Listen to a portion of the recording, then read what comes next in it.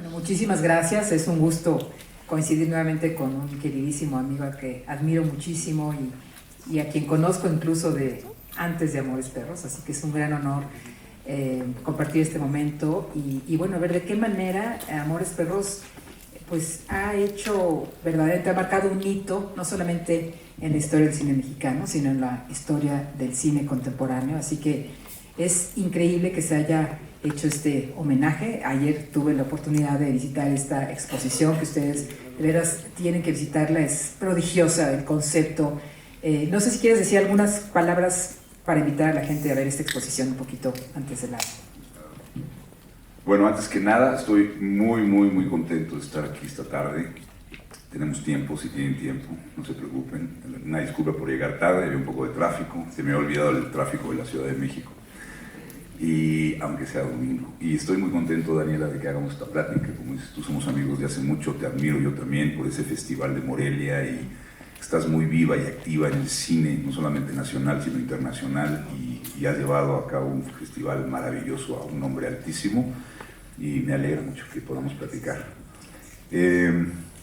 Bueno, lo que decía ayer, Daniel estuvo presente en la inauguración de Sueño Perro, que bueno, este es 25 años después, es un experimento como arqueológico extraño, para mí también, pero creo que salió algo interesante, que vale la pena explorarlo, que lo experimenten, porque pues es un viaje para mí que descubrimos que 18 años después estaba todavía a 1.000.000 de pies en la Universidad Nacional Autónoma de México, guardados, bien templados, estos 1.000.000 de pies, que son 300 kilómetros de 35 milímetros.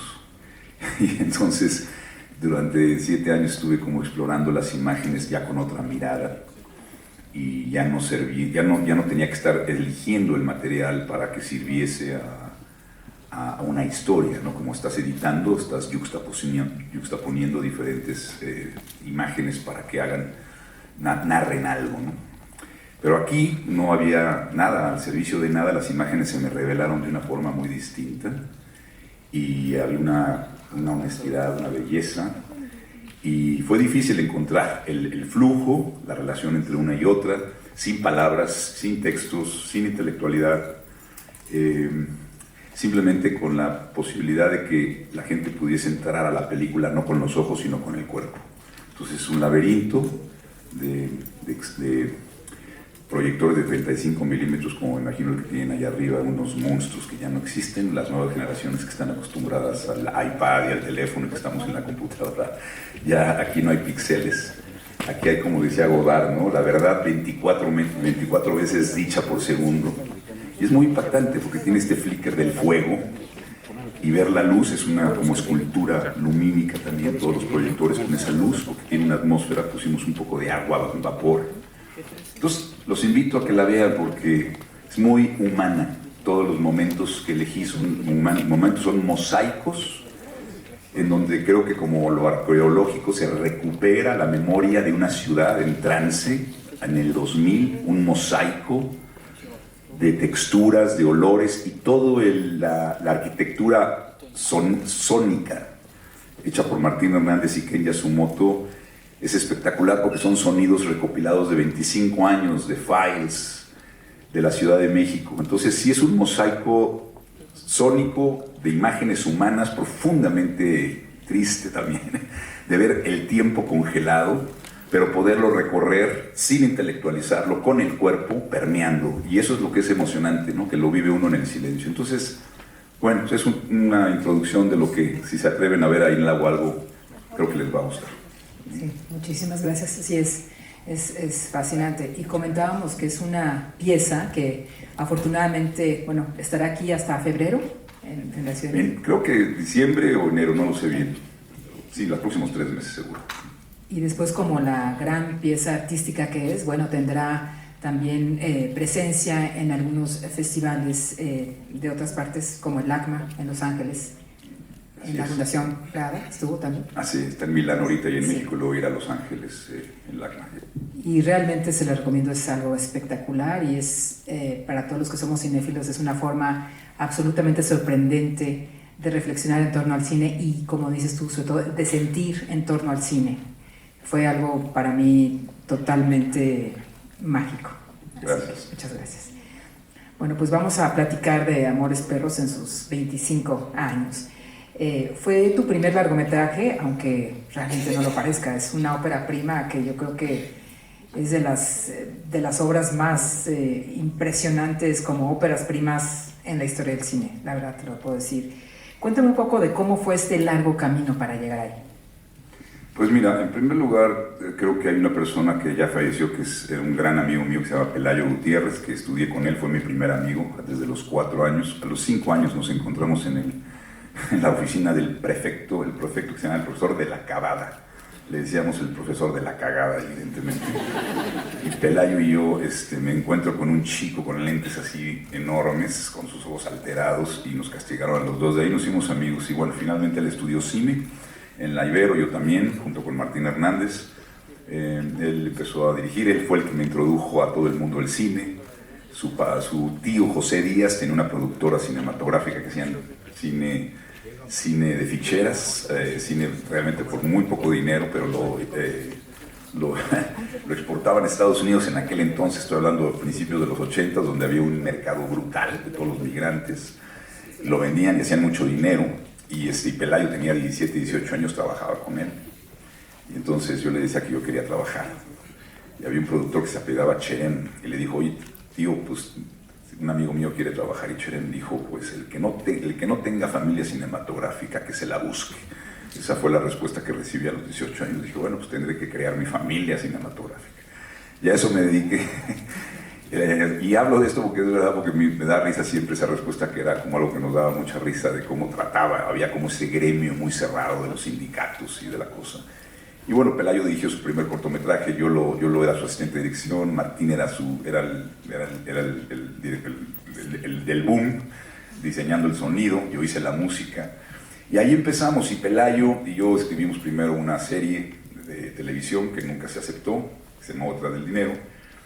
Y luego fue Pelayo quien me presentó a Guillermo Arriaga. Y Guillermo Arriaga y yo fuimos a comer con Pelayo. Y a partir de ahí, Pelayo como que vio esa relación posible.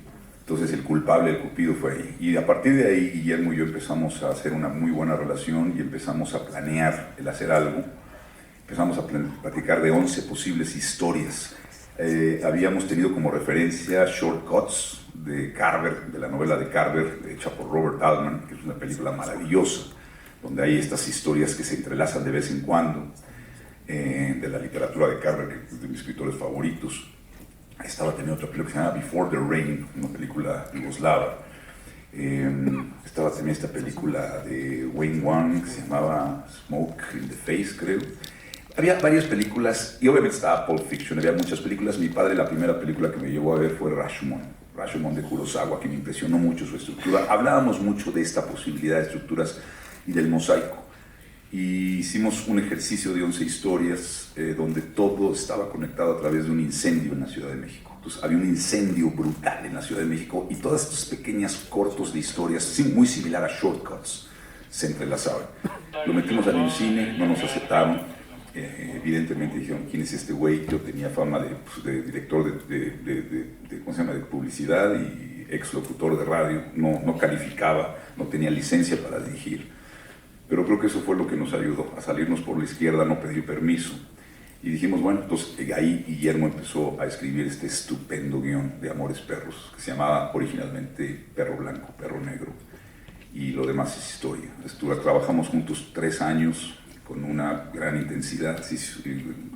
Guillermo escribió 36 tratamientos.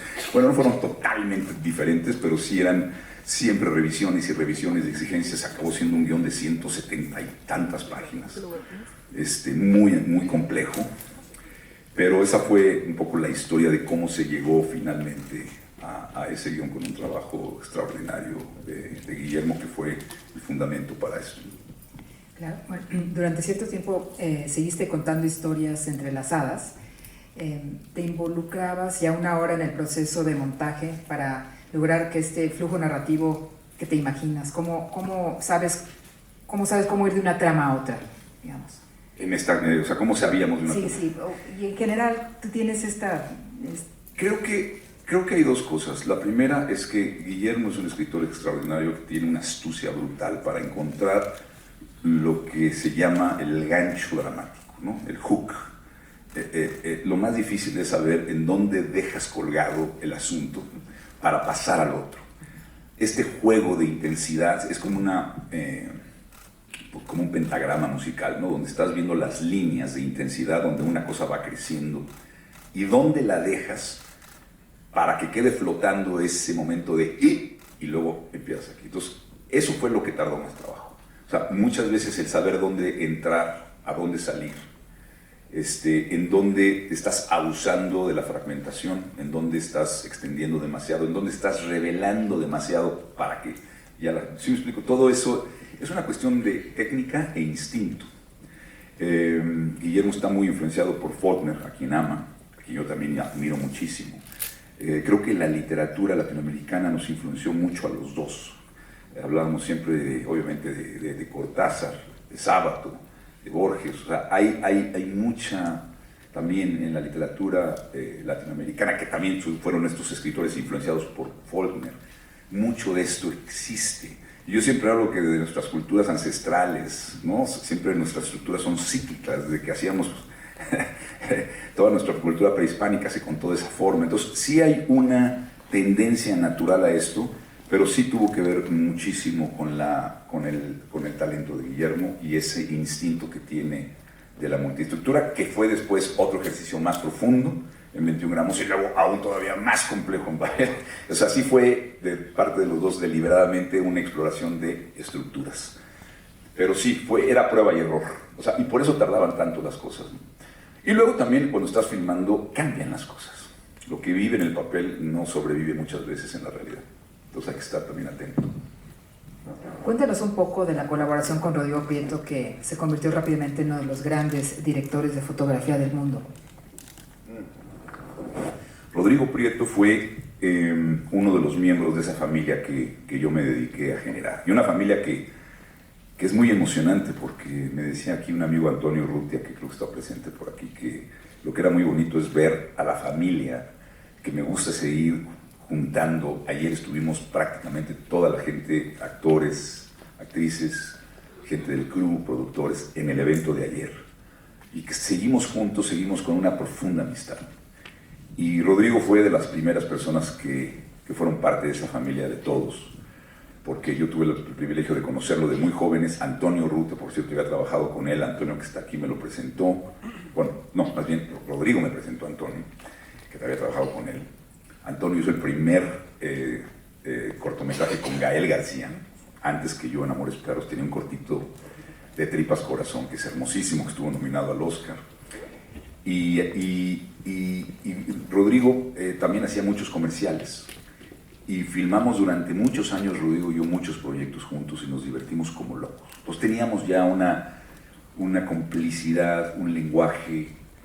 Y de hecho nos reímos mucho porque cuando yo estaba desarrollando con Guillermo el guión de Amores Perros, yo y Rodrigo estábamos experimentando visualmente la gramática que íbamos a aplicar en la película. O sea, toda la cámara en mano, el Kodak 37, que era el material con el que hacíamos, el Bleach Bright Process, todo eso.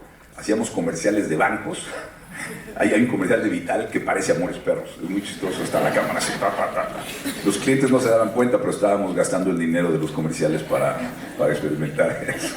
Entonces fue muy bonito. El elenco es fundamental para la película. ¿Cómo fuiste encontrando a los actores para cada personaje? Fue una tarea muy bonita de Manuel Teil. Hay algunos que tuve la suerte, como Gael, por ejemplo, haciendo un comercial para WFM, que era la estación que yo trabajaba. Hice una campaña de cámara fija, con unas viñetas muy extrañas. De hecho, hay unos comerciales que viste ahí en la instalación que en la película de Amores Perros, Gael y Humberto Bustos están ahí juntando en dinero y están viendo una televisión, y como no tenía dinero para poner nada, puse mis comerciales. Pero son muy chistosos. Eran muy estúpidos y con una cámara así, pero tenían un look muy interesante. Y ahí conocí a Gael, y me acuerdo que siempre cuento esta anécdota, que lo único que tenía que hacer Gael era estar abajo de una cama sentado viendo una pared. No había nada, era un comercial de 30 segundos de puro silencio con la fotografía de Rodrigo, la production design, la dirección de producción era de Brigitte Brock, que también es parte de la familia, que trabajé los próximos 11 años con ella. O sea, toda esa familia fue mi familia 15 años. Antes de eso era también Brigitte, habíamos hecho millones de comerciales, entonces Gael lo único que tenía que estar así, pretendiendo como que estaba muy conmovido. Y bueno, se le mojaban los ojos de una forma maravillosa. Y al final la cámara hacía un horrible zoom así a su cara y luego hacía un otro más feo zoom así en una pared rayada que decía WFM, ¿no? Era como muy cool. Pero yo estaba realmente muy impresionado con la cara de Gael. Le decía a Rodrigo, me acuerdo, porque lo iluminamos un poco con sidelight desde la ventana y se parecía mucho al cuarto de Amores Perros. De hecho, inclusive el azul era de Amores Perros. De hecho, le dije a Brigitte, quiero ese azul en el cuarto de ahí, porque le quedaba muy bien a sus ojos violeta. Yo le decía a Rodrigo, oye, este güey tiene los ojos violeta, cabrón, como Elizabeth Taylor, y tiene cara de lobo. Y le digo, puta, güey, se parece a Alain Delon, cabrón. Este güey es como andrógino, como que tiene una cara hermosísima, como, en fin, realmente me impactó a él con sus ojos verdes, y su bocote, y su narizota, y un bigote que apenas le salían 11 pelos aquí. Pero tiene una cara muy profunda y una mirada muy profunda. Y le dije a Rodrigo, y él lo puede decir, le dije, cuando haga una película me gustaría hacer una película con ese chavo, si es que hay mucho. Y ahí estaba empezando con Guillermo a trabajar. Y evidentemente le llamé, yo no sabía nada, pero se resulta que sus papás son actores y estaba estudiando en Inglaterra actuación. Ya lo demás es historia, pero hay un plano, dejé un plano en la instalación de Sueño Perro, en una de las salas, no sé si la viste, que es un momento donde seduce a Susana. Y traiciona a su hermano, comete el pecado, y hay un momento donde hay un plano cerrado donde él aparece a cámara y se le queda viendo a Susana con esos ojos totalmente absorbidos de sensualidad, amor, ternura, pecado, tremendo. O sea, es una mirada que es muy fuerte, o sea, y de una inocencia y al mismo tiempo diabólica. O sea, es como un ángel diabólico, y eso me gustó. Entonces, eso fue una parte, esa sí estuve muy seguro desde un principio. Emilio Echeverría, siempre cuento que en paz descanse, uno de los mejores actores que he trabajado en mi vida. Daniel Jiménez Cacho dirigía una obra en los 80s que se llamaba Los Perdedores. ¿Quién escribió? No recuerdo quién escribió, si alguien se acuerda, pero bueno. Era una historia de un personaje en el Poliforum, y estaba Emilio sentado pintando un billboard con esas cuerdas que ponen para pintar los huevos, con un niño, y estaba dándole espaldas 30 minutos, era una de las historias, dando la historia al auditorio. Y en la historia, cuando platicaban, te dabas cuenta que ese señor pintando el billboard con un niño de 6 años, mientras platicaban te encontrabas la historia de que ese señor se había quedado con la mamá de ese niño, y el papá de ese niño se había suicidado cuando cachó a ese señor acostado con su mamá, y este pobre estaba tratando de hacer las paces. No, es una historia conmovedora. Nunca vi las caras. Y salí conmovido y dije, ¿cómo alguien con la espalda puede transmitir tanto? ¿Quién es este señor? Era Emilio Echeverría, y él era un gran ejecutivo de Televisa de muy buen nivel. Y cuando le dije a Marta Sosa que ese iba a ser el chivo, el de barbón en la calle, me dijo, ¿cómo? Si es un ejecutivo muy guapo. Le dije, bueno, es que es el mejor actor que he visto. Nunca he visto una espalda actuar tan bien en mi vida. Y Emilio se dejó las uñas, se dejó los pelos, llegaba a la oficina, nadie lo quería ver. Un día tomando tacos afuera de una filmación de Amores Perros, el taquero le dijo, sáquese de aquí, sáquese de aquí. O sea, realmente Emilio se encarnó en el personaje. Ese también lo tenía seguro. Todo lo demás, Goya Toledo, que no sé si está por aquí, increíble Goya. Aquí está mi Goya, un aplauso para Goya. Goya, bienvenida, vino desde Madrid. Bravo, Goya. Goya mandó hicimos una llamada, me mandó una entrevista profundísima, un tape de ella, quién era, qué hacía. Me impactó su honestidad, su belleza, su profundidad.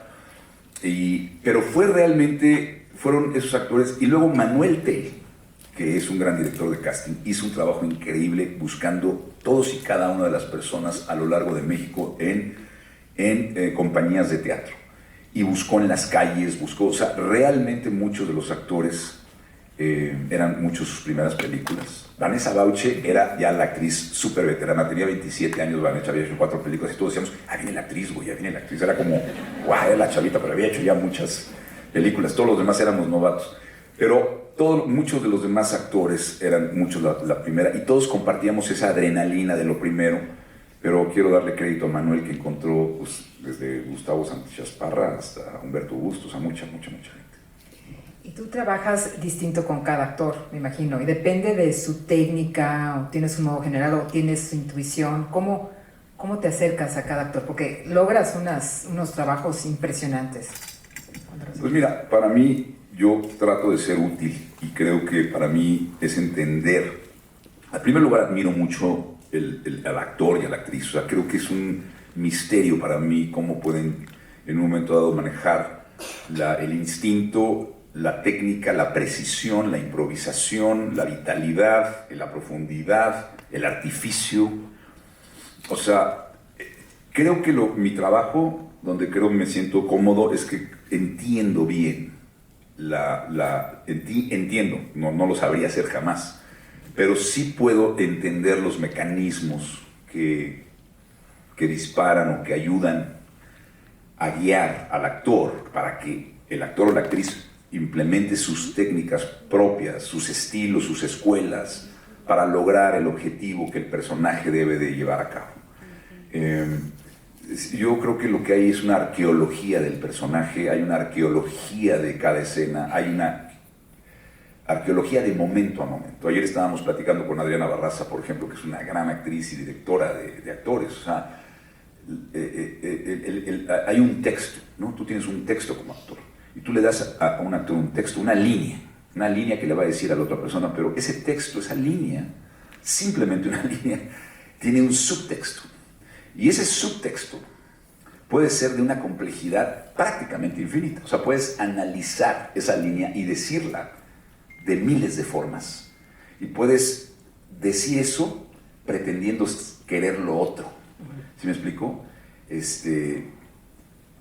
Yo te puedo decir te odio cuando en realidad te estoy diciendo te amo. Y es la forma en cómo lo dices. Es la mirada, es el tono de voz, es el volumen, es la posición del cuerpo, ¿no? Entonces todos los instrumentos de los actores y todas las posibilidades de encontrar el verbo activo y cómo van a lograr lo que quieren y de dónde vienen y de dónde van, todo eso yo lo apunto, yo me preparo, yo tengo mis tarjetas y tengo una división y una disectación y me hago mis preguntas, y entonces cuando estoy ahí tengo la posibilidad de dar ¿cómo se llama? Una especie de brújula, decir vámonos al norte-este, y ahí entonces ya el actor hace esto, pero sí tengo entendido bien si es noreste o no, porque te puedes perder, si no estás bien preparado, tú y el actor se pueden perder, y entonces pues todo se acerca a la suerte, pero no.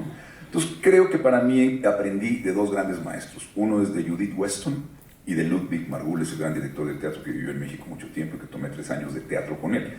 Es la comunicación con los actores, no decir demasiado, ni ser tan invasivo, pero sí poder ayudar a prender la luz un poco y decir, por esa ventana está ahí.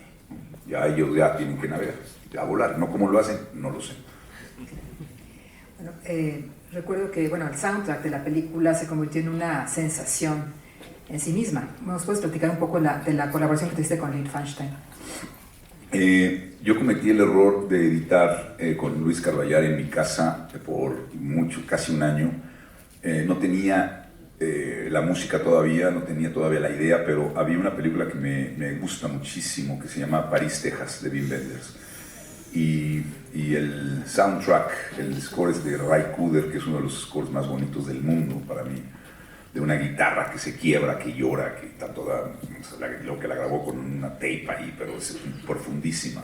Y Ray Cooder me parece un guitarrista brutal.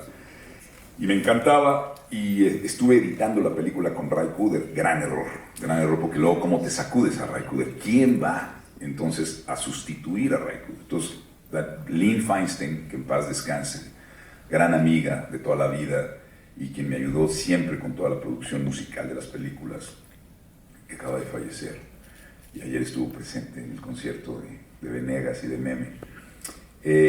Prácticamente trajo muchos músicos jóvenes y la verdad no me gustaba nada, o sea, estaban lejos de Ray Cooder, ya estaba en un problema. Entonces me trae un disco que se llamaba Ronroco y lo oigo y casi me desmayo. Digo, ¿quién es este monstruo? O sea, oí ese disco y me parecía como una lluvia en el alma, así de, o sea, me impactó, porque además yo oigo mucha música y en general siempre estoy bien informado, pero no había jamás escuchado ni el instrumento, ni el nombre. O sea, bueno, el nombre de Gustavo Santaolalla sí lo tenía en la mente porque era productor de todas las mejores bandas latinoamericanas, pero no sabía que tenía un álbum solista, era su primero.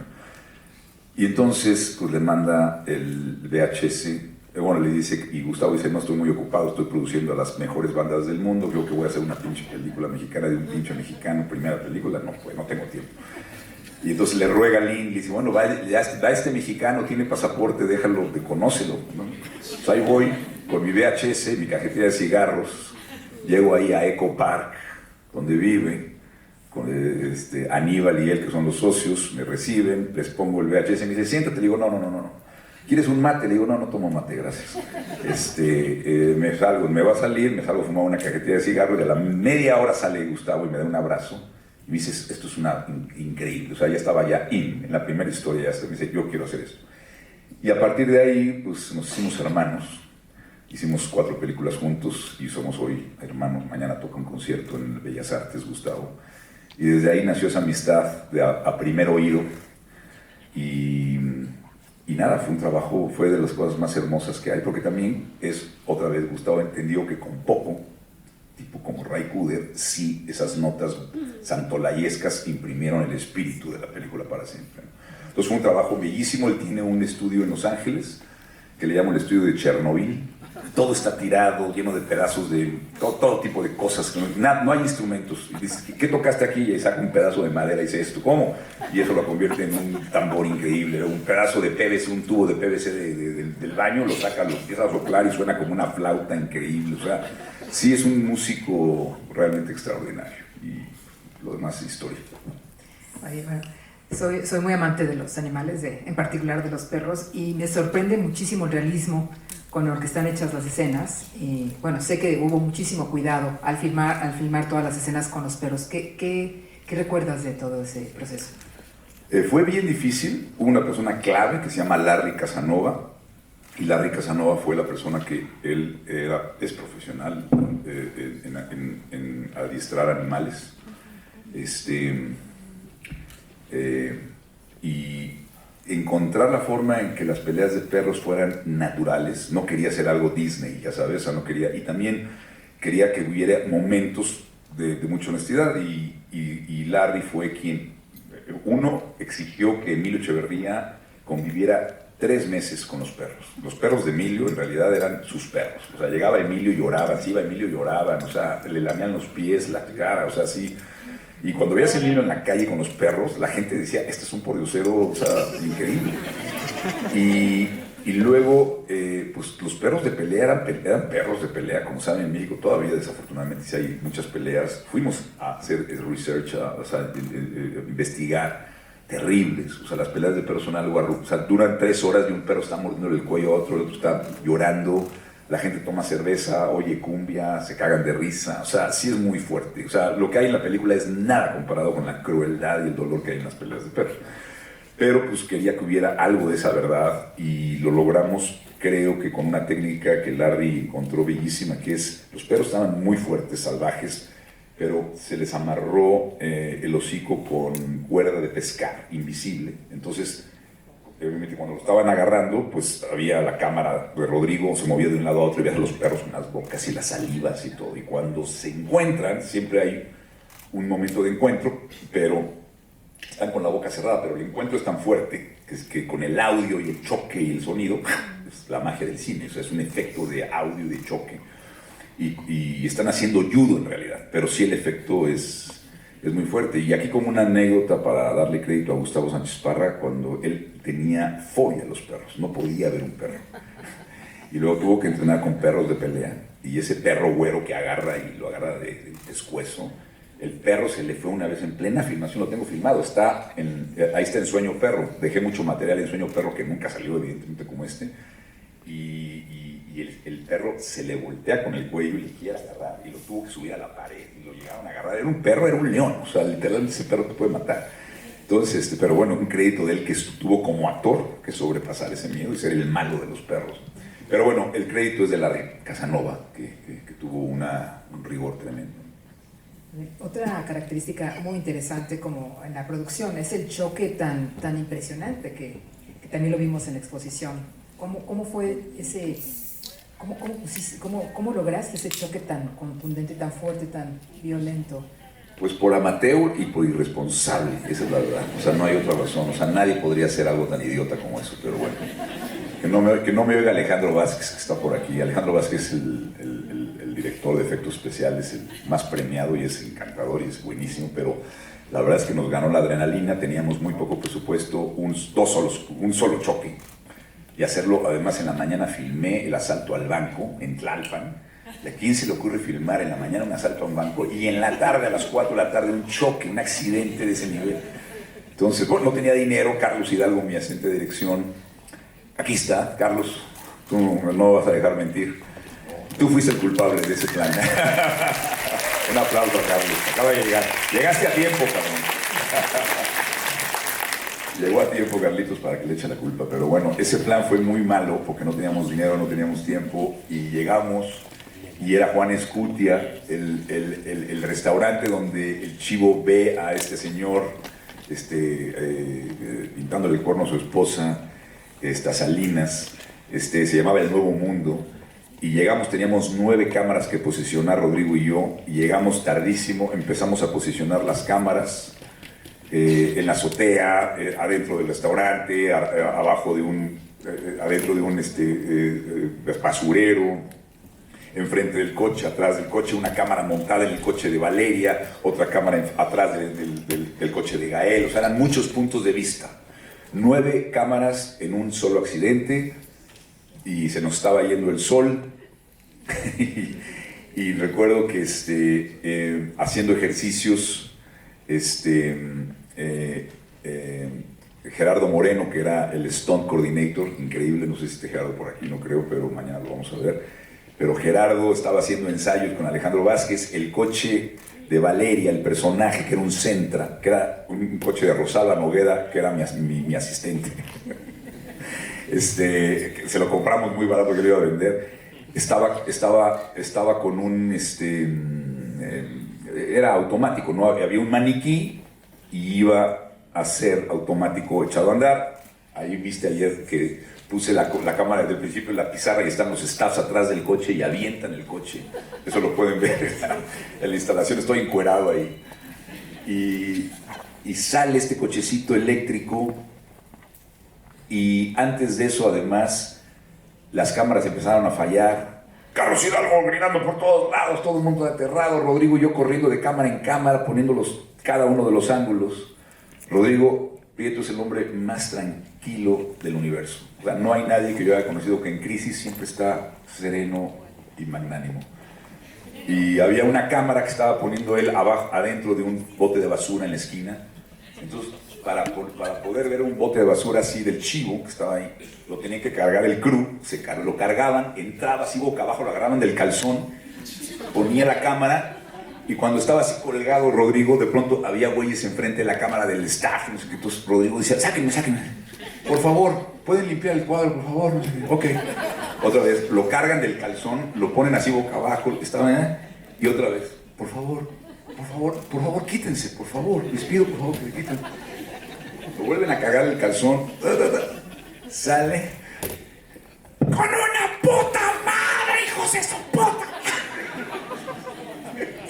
Toda la gente casi se colapsa, se pone rojo, se le salía la baba por así como perro, gritándole mentadas, todo un ataque así guardado por 3 años. Y yo dije: wow, ¿quién es este güey? Y a todo el mundo se va: sí señor, gracias. Y Carlos Hidalgo: carajo, falta un minuto.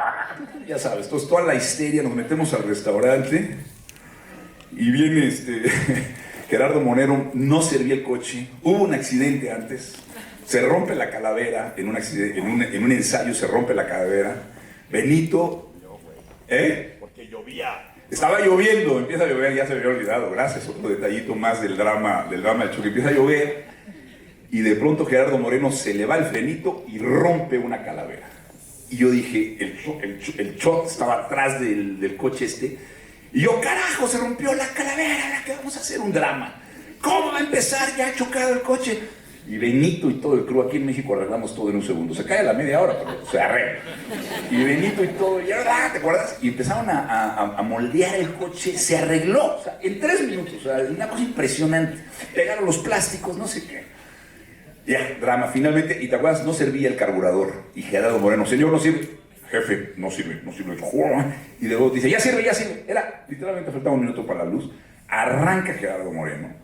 Todos estábamos encerrados, el chivo expuesto en la esquina, Emilio Echeverría expuesto en la esquina. El coche podía salir a cualquier lugar, o sea, no pensamos que cuando un señor va manejando a 70 kilómetros por hora un Galaxy, pegándole un coche, este coche puede salir, se puede voltear, o sea, y Emilio estaba ahí. Y había 100 personas a 50 metros enfrente que no pudo quitar nadie. O sea, Carlos, que tiene mucha autoridad, no los pudo sacar, eran mirones, me vale madre, yo me quedo aquí, es mi calle, no la tuya, que la chica. Y ahí, en la instalación, se ve la cámara, tengo la cámara desde el principio con Gerardo Moreno atrás de él, un camarón así, que también hubiera podido ser un accidente. Y cuando estás a punto de ver el choque, ahí ves a las 100 personas, con el paragüitas. Y luego llegó un taxista, y el taxista, ¿te acuerdas? El pinche taxista, un taxista de un Volkswagen verde, se estacionó al lado. Y Tita Lombardo, la productora, le dijo, oiga, por favor, estamos filmando, me vale madre, no es su calle, que la chingada. Y se bajó y dejó estacionado su coche ahí. Pues, ¿qué pasa? Que llega Gerardo Moreno y atinó al coche, o sea, le pegó exactamente donde. El coche hace así. Emilio se salva, porque el coche hubiera podido hacer así, ya había aplastado a Emilio, pero hace así el coche, y de pronto este coche que impacta sale a 100 kilómetros por hora, porque a efectos especiales se les olvidó el pequeño detalle de ponerle freno automático. Entonces salió, y ¿a dónde llegó a caer el coche? Se subió arriba del Volkswagen del pinche taxista. Destruyó el taxi. Y las otras 100 personas se dieron cuenta de por qué le estábamos diciendo que salieran. O sea, se paró el coche gracias al taxi. O sea, la paradoja de que el taxista le salvó la vida a los otros güeyes, el taxista perdió su coche, yo me reí del taxista. Y nada, el coche salió en llamas. Y bueno, es tan real que en la instalación hay un cuarto de tres pantallas gigantes donde hay una tensión donde estás viendo lo que estábamos haciendo, porque es un choque de verdad. Y pues básicamente salió Gerardo Moreno y yo me asusté mucho porque dije, este güey se mató. Y sale Gerardo Moreno, todo galán, así con su pelo acá. Todo bien, jefe, todo bien. Los bomberos, ahí los chavos de eso, apagando el fuego, el coche iba a explotar. Abrazo, aplauso, casi lloramos todos entre los nervios, ¿no? Estábamos como muy, o sea, muy impactados y muy vulnerables, muy frágiles. Y sí fue, repito, es un acto de cine puro y responsable. O sea, cine verité, de verdad. Bueno, el realismo es muy importante en Amores Perros, pero ya parece tener como cierta idea de un destino, ¿no? Tal vez más allá. Más adelante tu filmografía empezó a adquirir explícitamente elementos fantasmagóricos, oníricos. ¿Cómo equilibras esos dos universos entre cierta parte, lo real, lo fantástico? Yo creo que esa parte empezó en mí, la curiosidad en Beautiful. Sí, yo creo que realmente me empezó a interesar un poco más la sensación de la realidad o la representación de la realidad que la realidad misma, ¿no? Me empecé a burlar un poco de porque la realidad puede ser interpretada y puede ser sí, analizada de varias cosas, y me interesaba mucho más la parte subjetiva de los personajes, cómo vivían ellos interiormente la realidad que la realidad misma. Y eso creo que lo empecé a experimentar a partir de Beautiful, con el personaje de Javier Bardem. Sí. También hay a menudo aspectos sociales en tu filmografía, la migración, la desigualdad, la explotación. ¿Te consideras una persona socialmente consciente en tu cine? Sí, yo creo que la migración empecé a explorarla desde Babel, con el personaje de Adriana Barraza. La exploré también profundamente con el personaje de Usval de Bardem en Beautiful, que trata mucho de la inmigración. La exploré evidentemente en Carne y Arena, en la instalación que hice en 2017 de los migrantes mexicanos cruzando el desierto a Estados Unidos, que es una pieza creo que muy impactante, porque estoy muy cerca de hacerla. Y finalmente, de una forma mucho más personal e íntima, traté de compartir mi experiencia personal y quizá también colectiva de lo que es ser un inmigrante más allá de las circunstancias personales de éxito o privilegios o economía o trabajo. Pero sí, la inmigración es parte intrínseca de mi realidad personal y de mi familia y de algo de lo que estoy muy cercano, y que ahora cada vez el mundo se da cuenta más lo delicado que es esa parte, que muchas veces cuando estamos en las urbes como la Ciudad de México, en ciudades, no nos damos cuenta del sufrimiento que existe en las periferias, ¿no? En las fronteras. Entonces creo que ha sido parte importante para mí. ¿Esperabas la reacción que hubo por Amores Perros? Yo me acuerdo de haber estado presente en esa función de la Semana de la Crítica en el año 2000. Fue hermosísimo ver a todo el público absolutamente conmovido. Fue de las noches más memorables que yo... ¿Hablas de hace Sí, de hace 25 años, sí. Que me acuerdo de esa primera función, de la función que tuviste en la Semana de la Crítica. Has comentado los comentarios que hizo Bertolucci en algún momento. Me gustaría que me platicaras un poquito cómo fue tu sensación de cuando presentaste esa película en Cannes. Tú tenías el sueño de llevar tu primera película a Cannes, lo lograste. Fue una sensación, fue espectacular el éxito que tuvo. ¿Cómo fue para ti esa reacción? Fue muy sorpresiva, la verdad es que no lo esperábamos. Siempre cuento la anécdota de que Gael, cuando estaba él firmando su contrato muy seriamente de 19 años para Amores Perros, su única petición así muy seria era que le dieran 2 VHS de la película, porque él sabía que no iba a salir nunca en los cines. Y tenía razón porque en aquella época, los jóvenes ahora no se acuerdan, no había Netflix, no había Amazon, no había nada de eso, y no había teléfonos celulares. Para hacer una película era literalmente imposible para un joven, o sea, tenías que tener una cámara que costaba $1 millón y cada rollo de cine y revelarlo y editarlo. O sea, lo que quiero decir es que era no solamente complicado, como siempre ha sido complicado, pero era monumentalmente difícil financieramente, técnicamente. Entonces, siempre que se hacía una película, pues hacías una. Ya los muy exitosos hacían 2 películas. Oye, ya este güey hizo 2 películas, güey, no manches. O sea, lo que quiero decir es que sí, una película era como una única oportunidad la mayoría de las veces. Y entonces, pues, yo no tenía esas expectativas, nunca tuve esos sueños de que voy a festival. Yo nunca había ido a un festival en mi vida.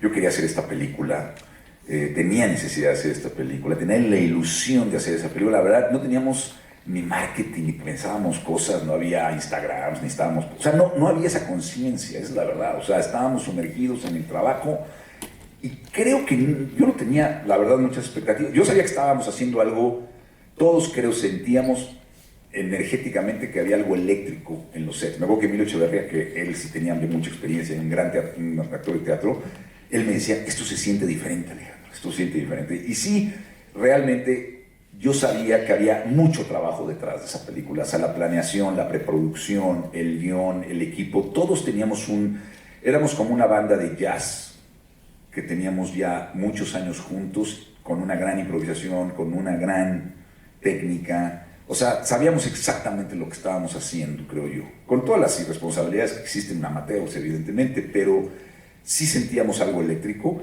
pero nunca había expectativas de que la película iba a trascender de una forma de esa manera.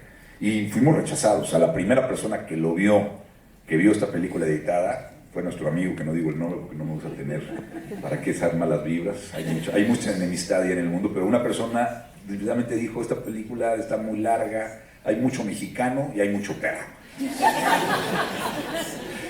Y no la quiso aceptar en la competencia de Cannes. Pero fue la bendición más grande. Así, cuando lo rechazan a uno, siempre habrá gente que no lo quiera a uno, y qué bueno es el problema de la gente.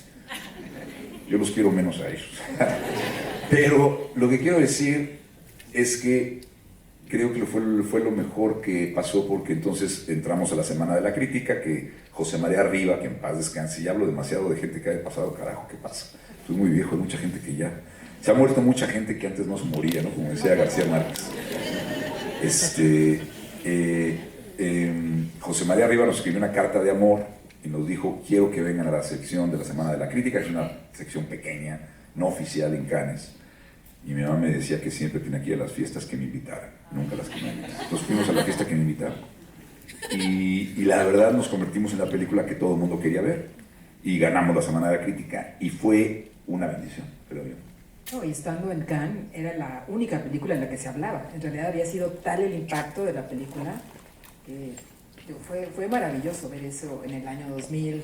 Me acuerdo de... Todo el mundo estaba fascinado, comentando la película, las críticas que hubo.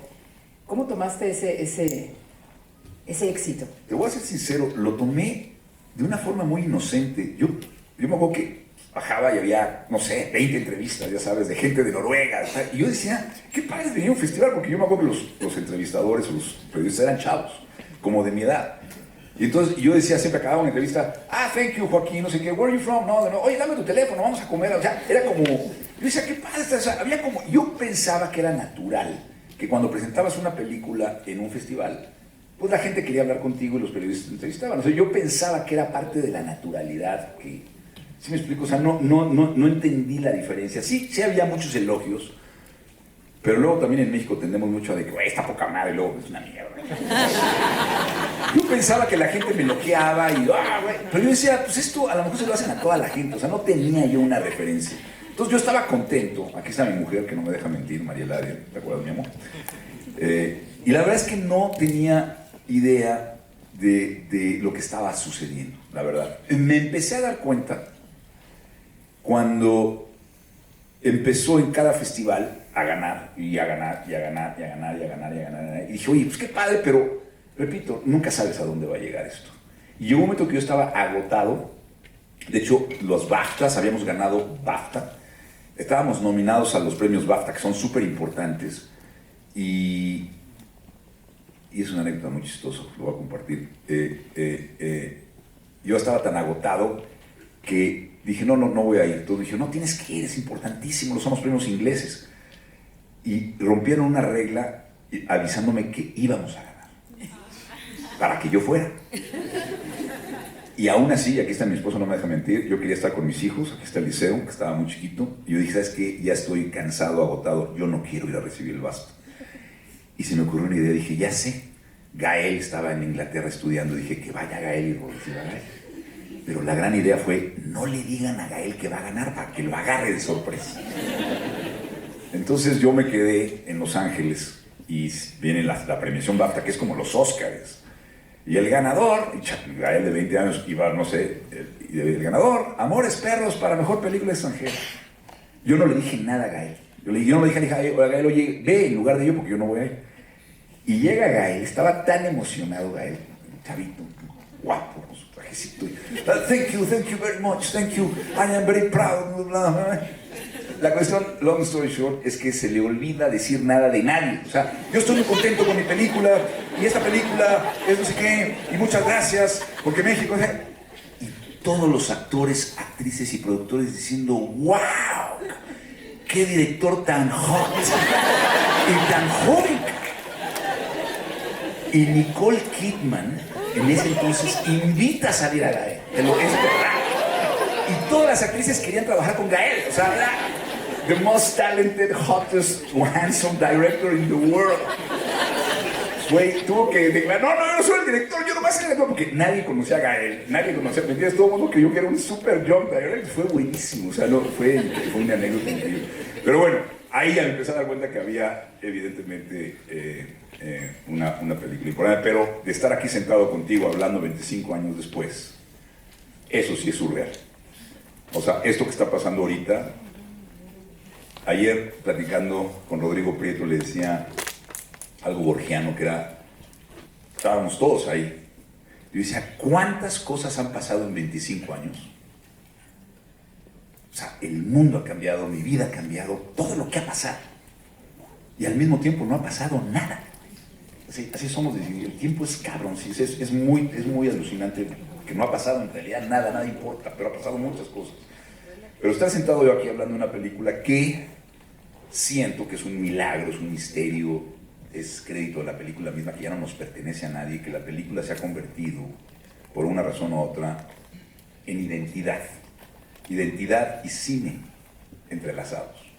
Y eso es cuando es muy potente, cuando es un material de la memoria colectiva, de un mosaico que nos retrata de una sola manera de un país en cambio, y algo que es algo local, pero es muy universal, y es algo histórico, pero es atemporal.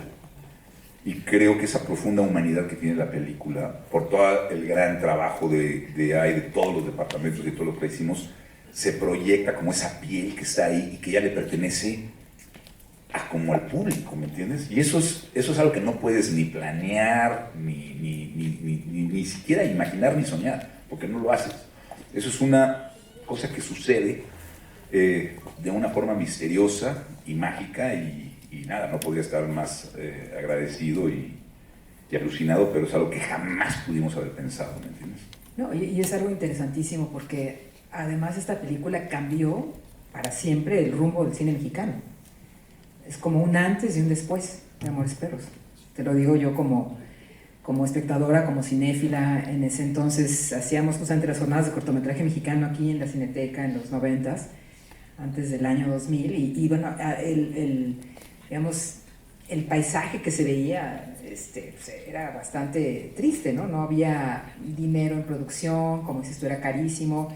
Este tema de que el cine se hace entre amigos, entre familia, los grupos eran muy cerrados, era muy difícil hacer cine. Entonces cuando sale esta película y absolutamente tiene un público devoto, donde todo el mundo se identifica, o sea, es de las...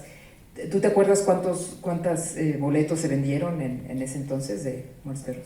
No vi ni un centavo, si es que no sé. Es cierto, no es broma. No, pero creo que muchos, ¿no? Sí, sí, ahorita... Digo, ¿quién se hizo millonario, carajo? Vamos a hacer. Pero, o sea, un éxito de público en México de una película mexicana, un éxito de crítica, algo, como tú dices, que fue un fenómeno cultural, fue algo que además reflejaba mucho toda esta transición que estaba habiendo en México, ¿no? Del nuevo gobierno, el nuevo milenio, el nuevo todo, era algo como muy, muy nuevo con el que todos nos identificamos, y pues para mí, ahora que tuve la oportunidad de verla en Cannes, en mayo este año también, y ves también lo vigente que sigue siendo, es increíble esa película, la verdad, te lo digo, es poderosísima. Sí, creo que tiene un músculo que todavía sostiene muy bien, no sé si la vieron aquí, ahorita la van a ver, pero creo que yo también hacía 25 años no la vi, y no es que la haga, no es que la haya hecho yo, pero sí creo que la película tiene todavía una palpitación muy moderna. Y nombro también algo importante, esta instalación de Sueño Perro, que abrimos hace 2 semanas en la Fundación Prada, que es un museo muy poderoso y muy, muy hermoso en Milán. Hubo una instalación simultánea de Juan Villoro, curada por Pablo Ortiz Monasterio, con unas fotografías en blanco y negro de nuestros mejores fotógrafos, de Graciela Turí, de Antonio Turó, de una curaduría hermosa de fotografías en blanco y negro que retratan la ciudad, el contexto de lo que estaba pasando en México hace 25 años, que era otro México, ¿no? Que estaba cayendo el PRI después de 70 años y estaba explotando Marcos en Chiapas, y la globalización, y Salinas prometiendo el cambio, y que creíamos que toda la globalización iba a ser el cambio y la cosa para la disparidad y la solución, y el PAN llegaba con la ilusión de que iba a llegar este señor alto a cambiar las cosas, y toda esta efervescencia y esta necesidad de vernos y retratarnos de una forma distinta. Creo que eso es lo que tenía Amores Perros, y creo que todos los que éramos jóvenes en aquel entonces teníamos esa palpitación de necesidad de vernos y retratarnos a nosotros mismos, no como nos ven los gringos, como nos ven los europeos, y esos estereotipos que son estereotipos que se han formado por años. Y la película hablaba desde adentro de nosotros, hecha por nosotros mismos, y esa imagen, esa honestidad creo que se tradujo, repito, a esa película que es muy local. No se ve México, México se siente. Esa película no hay una sola imagen que pueda presentar. Nadie puede decir, ahí está la Torre Latinoamericana, ahí está Bellas Artes, no. Yo deliberadamente dije que México se sienta, se huela, que huela a México. Es como el aeropuerto. No sé, cuando llegan al aeropuerto huele a caca.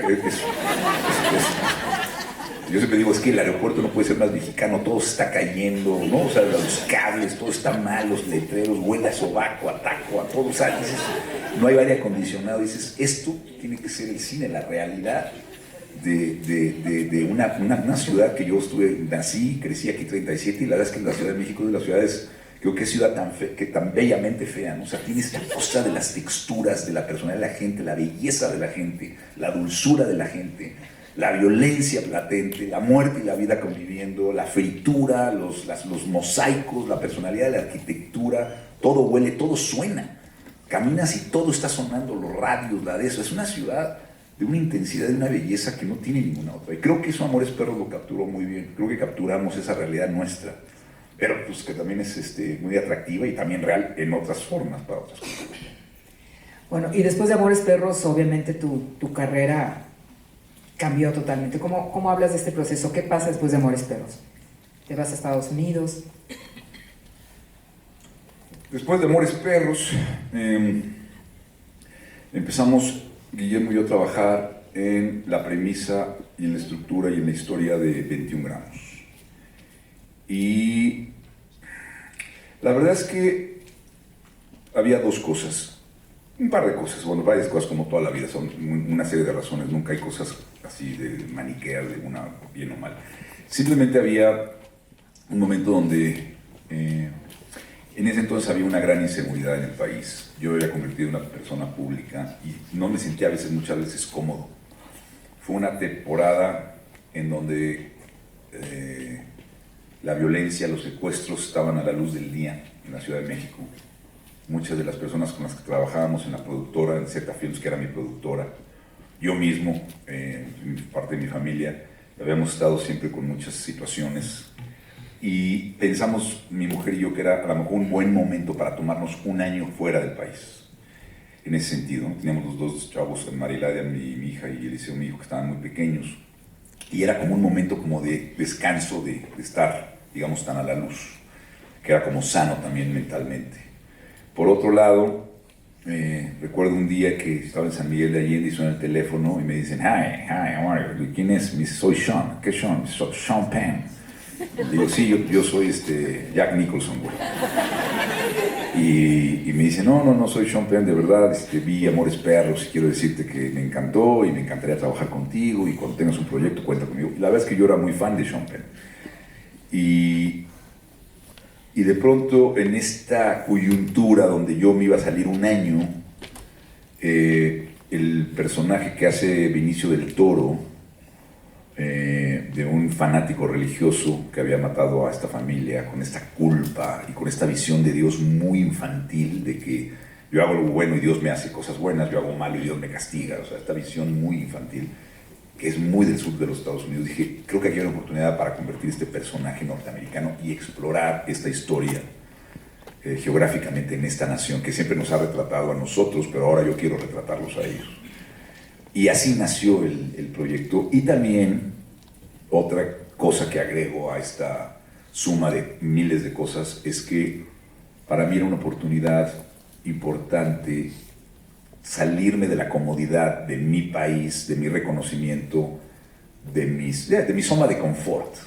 Me molesta y me aburre mucho hacer lo que ya he hecho, o sea, no me excita hacer cosas que ya sé hacer. Entonces esto era un reto muy grande, el hacer una película en inglés, en otra industria, con actores internacionales, o sea, como que había algo excitante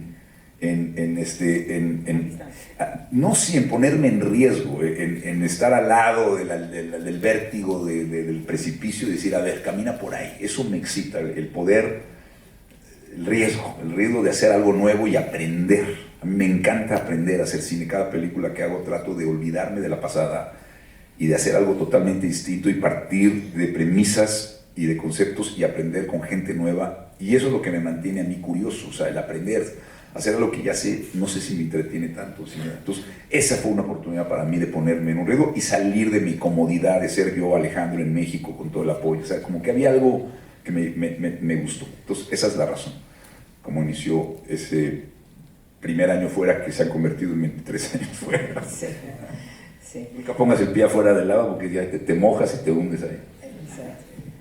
Bueno, y como cineasta, como tú dices, cada película es un reto diferente, pero ¿tú cómo sientes que has cambiado como cineasta en estos 25 años? Pues cada película que veo, la verdad es que reconozco a una persona que ya no soy. Es muy curioso lo que sucede cuando estás dejando este tipo de huellas a través de tu trabajo, que son como toda una serie de temporadas. O sea, mi vida, y a veces Mayela y yo hablamos, mi esposo y yo hablamos de que, sí, esto es la época de Beautiful, ¿no? O sea, como que las películas se convierten como las capas de un árbol, cuando los cortas que te das cuenta cuántos siglos han pasado. Para mí, las películas son como las etapas que marcan mi vida, en qué estado mental estaba, en dónde estaba viviendo, cuáles eran los retos personales, familiares, ¿no? O sea, y creativos, como que cada película siempre me ha puesto en una situación muy diferente, geográficamente, estilísticamente, gramáticamente. Eso me gusta porque siento que cada película soy una persona distinta, no esquizofrénicamente, sino sí creo que cuando veo Amores Perros, el día que la vi en Cannes contigo, estaba exhausto. O sea, yo decía, puta, ¿cómo hicimos tantos planos, Carlos? O sea, ¿cómo sobrevivimos? Filmar 1 millón de pies, ahorita me caigo muerto en 3 días. O sea, sí, cámara en mano, hacíamos lente 50, lente 40, lente 25, panning a la izquierda, panning a la derecha, o sea, era imparable, era una fuerza de Rodrigo y yo, de todo el equipo, o sea, y filmar en ese lenguaje es muy demandante, porque es como, es muy físico. A lo que quiero decir es que ya no me reconozco ahí, o sea, y luego temáticamente también hay cosas que hoy me atraen mucho más, o hoy ya no soy, o ya no me atraen esos temas, ¿no? Entonces, repito, o sea, sí hay una transformación que es parte de mi naturaleza, creo, como ser humano, de mi evolución o involución a veces, no sé, pero sí me gusta hacer cosas que no he hecho. Ahorita tienes un reto muy importante y quizá no puedes hablar mucho, pero estás haciendo una nueva película. Esperemos que esté lista para el año entrante. Sí. Es otro reto muy diferente, me imagino, ¿no? Sí, fue muy bonito. Fue una película que llevo trabajando mucho tiempo, y que el mismo tema ha venido evolucionando. Gracias a Dios no se hizo cuando la iba a hacer, porque ha tenido este tiempo de estarse curando en sí misma, de estar evolucionando. Y es una comedia salvaje, como digo. La hice con Manuel Chivo Lubeski otra vez, que nos divertimos mucho. La filmamos en Londres con Tom Cruise como el personaje principal, con un cast increíble, la verdad. O sea, fue un privilegio trabajar con este cast de Michael Stuhlbarg, Jesse Plemons, John Goodman, Sandra Hüller, Riz Ahmed. O sea, un cast maravilloso, soñado. Y trabajar con Tom fue realmente espectacular. Fue una experiencia muy hermosa, muy cálida, de mucha confianza, de mucha risa, de mucha técnica, Y es una película, creo que me siento muy orgulloso. Estoy ahorita editándola y muy diferente a todo lo que he hecho. O sea, realmente distinto. O sea, el Chivo y yo nunca habíamos hecho algo así y me gusta mucho porque en esta película aprendimos cómo hacerla. O sea, estuvimos meses entendiendo cómo hacer esta película. Aprendiendo, o sea, ni siquiera sabíamos, ¿se puede o no se puede hacer? Y para saber si se podía hacer, no era leyendo Google o yendo a ChatGPT, lo teníamos que hacer. O sea, teníamos que hacer pruebas y error y decir, esto es una mierda, se ve horrible, no sé si vamos a lograrlo. O sea, sí hay momentos bien bonitos cuando estás explorando cosas así. Esta misma exhibición de Sueño Perro o Carne y Arena, esas instalaciones, hubo momentos que dije, esto va a ser un fracaso, o sea, no va a sobrevivir. Pero tienes que probar y probar lo contrario hasta que sale lo otro que estabas esperando. Pero esta película fue exactamente eso. Saber cómo la ven desde el año que entra. Muy bien, pues si quiere alguien hacer alguna pregunta. ¿Qué tal? Bueno, un cineasta sin credenciales, ¿cómo realmente puede conseguir su primer financiamiento para hacer un largometraje? Y de cierta manera, ¿cómo también se sabe en qué momento tienes que echar toda la carne al asador? Eso, y también, no sé si vaya sobre la misma línea, ¿cómo involucras a un Sakamoto a la familia de cineastas que estás generando acá en México? Ya. Muy bien. Bueno, fíjate que en aquella época, como lo digo, tuve una gran suerte al que en el 2000 se abrió una compañía que se llamó Altavista Films, que la inauguró Alejandro Soberón, que es el dueño de Ocesa en aquel entonces. Y esa compañía era una compañía independiente que creyó en este proyecto. Entonces si no hubiera existido Altavista, creo que esta película no la hubiéramos podido haber hecho. Amores Perros costó $2 millones. De hecho, Tita Lombardo siempre me dijo, va a costar $2.400.000. Y le dije, Tita, cállate, tú di 2 millones porque me dieron 2 millones nada más. ¿Y quién acabó poniendo los otros 400? Pues yo, junto con Raúl Olvera.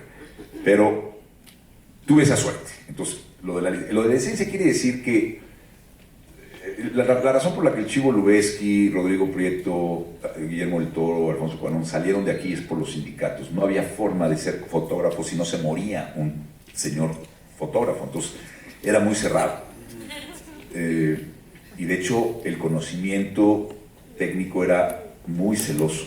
De hecho, Gabriel Figueroa era famoso que decía, yo no le voy a pasar a ningún joven un carajo de mi conocimiento, que se chinguen y que lo trabaje. Había esta cultura muy cerrada, no de camaradería, de colaboración, de compartir, sino era muy difícil. Tuve la suerte económicamente, pero me salí por la izquierda porque yo no venía de colegios de cine, tampoco venía de ninguna Secretaría de Cultura, no me dio el gobierno nada, o sea, es decir, realmente, ahora sí que me rasqué los pelos con la suerte y con el dinero de otro, que afortunadamente fue buena inversión, pero eso, pues, yo te puedo decir, creyeron en mí también por mi trabajo. Yo había trabajado exitosamente en el radio y mi trabajo les gustaba muy exitosamente también en comerciales. Como director de comerciales ya tenía yo un nombre. Entonces, conocían mi trabajo visual y eso fue y el guión de Guillermo, que era extraordinario, y esa dupla fue suficiente para creer, pero no a cualquiera le daban $2 millones en un guión de 174 páginas que se llamaba Perro, y había perros de peleas. O sea, realmente fue una locura de ellos haber creído en nosotros. La diferencia, creo yo que es importante en tu generación, es que creo que esto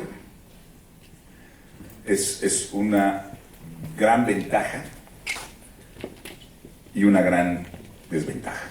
La ventaja es que hoy cualquier persona que tenga un teléfono celular mínimamente calificado puede montarse una película y que se vea además muy bien, técnicamente impecable. O sea, ya la calidad de los teléfonos celulares visualmente es impactante. 4K, o sea, si tienes ya la tecnología en tus manos por $800 o $1,000. Entonces, y luego tienes, otro reto en nuestra época es que para ser exhibido tienes que tener una distribuidora, un estudio. Ahora agarras tu peliculita, aprietas el botón y está en YouTube, en Instagram. O sea, si me explico, tienes una red de distribución mundial. Entonces, eso yo nunca lo hubiera podido soñar. ¿Sí me explico? O sea, haber hecho Amores Perros en un celular y haber explotado YouTube, o sea, suena bellísimo. Y es verdad, eso es una gran oportunidad de tu generación, que a diferencia de nosotros no lo teníamos. El gran reto de esto es como en el siglo XVII, yo digo, cuando se empezaron a construir los pianos y los violines, y no solamente los músicos de orquesta en aquel entonces, que eran los que podían tener acceso a los instrumentos. Cuando se empezaron a fabricar los violines y los pianos para la gente, masivamente, todo el mundo dijo, puta, va a haber un Mozart en cada cuadra. Pero en realidad no es cierto. No porque tengas un violín vas a tocar bien música, y no porque tengas un teléfono vas a hacer una gran película. El gran reto es tener algo que decir. Lo que sí creo es que si tú tienes un buen guión, tienes mucho que decir, y tienes una cultura visual, digamos, ¿no? Y tienes un ejercicio, un entrenamiento, unos ejercicios de estructura, vas a lograr hacer la película que tú quieras. Tienes un acceso técnico que no tuvimos todas las generaciones anteriores. Esa es la forma de hacerlo. O sea, yo lo que te diría es, hazlo. O sea, hazlo con el teléfono, no te esperes a que te den el dinero. Esa es la licencia, que no esperes a que te den. Agarra tu licencia y yo sin licencia me lanzo, haz tu película y lánzala. Y si es buena, te prometo que va a resonar. No hay forma de que no. Lo bueno sale flotando, es como la madera. La caca a lo mejor se hunde y se deshace, pero la maderita va a estar ahí flotando y alguien un día va a decir, oye, hay una madera aquí. Si la maderita tiene forma de jirafa, así, qué bonita jirafita, cabrón, ¿quién la hizo? Ah, pues yo. Entonces eres el escultor de las maderas, ok, entonces hazme otra. Entonces ese es mi otro. Y no sé qué otra pregunta tenías, pero... Sí, ¿cómo integras a...? Sakamoto. Bueno, fan de Sakamoto toda mi vida, y en Babel yo le escribí una carta personal porque la película de Babel cierra con Vivo no Azora. Le escribí una carta personal, le dije que amaba su trabajo y le gustaba a él mi trabajo, y me dijo, usa lo que quieras, haz lo que quieras, edita como quieras y no me pagues nada. Dije, güey, este japonés es bien cuate. Y un día fue a Los Ángeles a tocar, nos conocimos, fui a ver su concierto, que es de las mejores cosas que he visto en mi vida, y un día le hablé y le dije que estaba haciendo Revenant y fue a Los Ángeles. Estaba muy enfermo de cáncer y aún así aceptó, y fue un privilegio trabajar con él, fue una cosa espectacular. Pero tuve la fortuna que había visto mi trabajo y eso creo que le dio confianza en trabajar juntos, ¿no? Muchas gracias. De nada. ¿Tiene micrófono? A ver. ¿O habla fuerte? Fuerte. Que escuche, la pregunta que escuche. Y bueno, te quería preguntar acerca de Beautiful. Son dos cosas. ¿Cómo fue el proceso de hacer Beautiful, trabajando en España y trabajando en Europa? Y ahora que ya se estrenó Bardo, ¿tú seguirías considerando que Beautiful sigue siendo tu peli más personal? No, la diferencia de trabajar en España o en Estados Unidos o en Marruecos o en Japón, he trabajado en todos los continentes con diferentes crews, culturas, que es una suerte increíble, y cada una tiene sus retos, cada una tiene sus bellezas y delicias y aprendizajes. En España tuve un crew increíble también, o sea, la verdad es que fue una familia muy buena. Yo estaba viajando con mi familia, o sea, con Brigitte Brock, con Rodrigo Prieto, la música de Gustavo Santaolalla, o sea, realmente también eso es la ventaja de tener un equipo. Es una ventaja y al mismo tiempo también hay un problema cuando empiezas a tener el mismo lenguaje en todas las películas, se empieza a repetir uno. Por eso deliberadamente también, en un momento dado, dije que está bien también de pronto trabajar con otra gente y aprender de otra gente. Y eso te pone mucho más alerta, que es lo que pasó en Inverno. Pero la verdad es que fue una experiencia muy potente. No hay mucha diferencia en realidad, ¿eh? O sea, fue en Barcelona lo que lo filmamos. ¿Y cuál era la segunda pregunta que me hiciste? Ahora que se estrenó Bardo, ¿tú seguirías considerando que Beautiful es tu peli más personal? No, Bardo es mi película más personal por mucho. Sí, Bardo me atreví a compartir cosas que son mucho más personales. Sí. Alejandro, ¿te das cuenta que eres un ejemplo grande de evolución, de siempre estar vigente? Danos 3 consejos, algo que nos puedas decir, porque realmente eres vigente. Yo te escuchaba en el radio y cuando me enteré que el que escuchaba en el radio estaba dirigiendo, además de una gran película, yo fui a ver tu película en cines en el año 2000.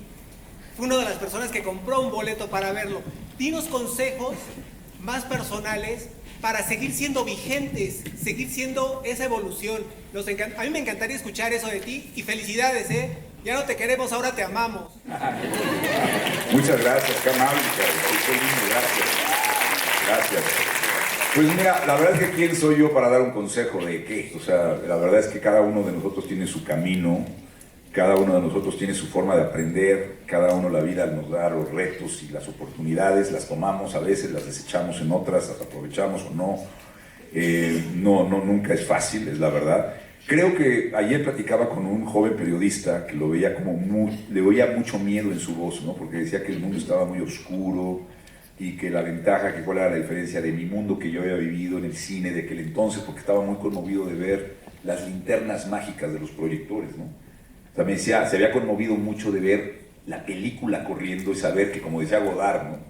La verdad 24 veces dicha por segundo es una belleza, es la belleza del celuloide. Hoy alguien me decía que el problema de los píxeles, por ejemplo, digitales, es que ya no hay verdad, todo está manipulable, ¿no? Y va a regresar el celuloide porque es la única forma de saber qué es verdad. O sea, eso sí hay una verdad. Pero en ese mundo siempre yo creo que ha habido momentos bien oscuros, aunque sí siento que antes, aunque en las nubes había mucha oscuridad, siempre había como pequeños hoyos de luz, ¿no? Y los jóvenes siempre decíamos, no, güey, es por allá, que se jodan los de las nubes negras, vamos por ese hoyo, ahí está la luz. Ahora yo creo que el problema, el reto es que, híjole, se ve bien oscuro todo, como que no hay un hoyo por donde ver, ¿no? O sea, siento que hay una cuestión, o sea, creo que los problemas son menores que la premisa o la sensación existencial de jóvenes y viejos que no hay esperanza. O sea, que ¿dónde está ese hoyo de luz? ¿No? Con todos los regímenes autoritarios, con todos los tecnócratas billonarios en contubernio con la derecha, ya TikTok, o sea, todas estas redes del poder que se están gestando, que nunca en la historia hubo tanto idiota con tanto poder y tanto dinero y tantas armas, nunca, de verdad. O sea, el nivel de poder que hay tecnológico, económico, destructivo en manos de gente tan ignorante, nunca lo hubo. Hubo gente siempre tremendamente peligrosa, dictadores, pero tenían siempre una localización. Entonces, y luego yo sí siento que hay una cuestión, estoy hablando un poco el terreno para decir lo que yo pienso que es importante para mantener la creatividad y para mantener quizá el ojo en el futuro, que es, siento yo que ¿cómo puedo decir? La impulsividad que existe hoy de estar manifestando nuestras emociones y nuestras sensaciones negativas, de miedo, de ignorancia, de frustración, y dejarlas impresas todo el tiempo, todo el mundo, escribiéndolas y dejándolas en esta pared digital, que toda la gente se impregna y se vuelven a generar más semillas de odio y de malentendido y de intolerancia. O sea, el que estemos escribiendo y dejando la huella de estas emociones que antes pasaban, antes te sentías frustrado, pasaba y se te olvidaba. Así son las sensaciones humanas, las ideas, los sueños, las emociones, son pasajeras, es impermanente. Ahora las congelamos y las repartimos la mierda de un momentito y sea. Eso creo que, lo que quiero decir es que salirse de ese ciclo negativo de intolerancia, de ignorancia, de reducción de realidades, en donde el arte se ha venido impregnando de eso, porque el arte ahora se hace ya por estas corporaciones que ya no son ni siquiera del gusto de una persona, sino de los algoritmos, de la data, que dice estos güeyes quieren esto. Y el algoritmo es una herramienta muy buena, pero el algoritmo nunca va a saber lo que tú no sabes que tú no quieres, ¿no? O sea, él sabe qué quieres. Pero el misterio del humano es que no sabemos nosotros mismos quiénes somos y qué es lo que a lo mejor desconocemos que nos cambiaría la vida. Pero el algoritmo nos sigue alimentando la misma mierda que seguimos siendo todo el tiempo. El ver hacia el futuro y no seguir siendo esa misma persona todo el tiempo y sentirse atorado, para responder tu pregunta, para mí es estar lo más fuera y lejos posible de algoritmos y este tipo de, creo yo, del secuestro de la conciencia y de la vitalidad humana que nos da la vida todos los días, de sentirla con el cuerpo y no estar pegado a la pantalla viéndola en palabritas, con etiquetas de estos son musulmanes, estos son no sé qué, estos son mexicanos, estos son inmigrantes, estos son gringos, estos son putos, estos son transuentes, estos... Y la vida se hace del tamaño de una palabra, que es una interpretación terrible.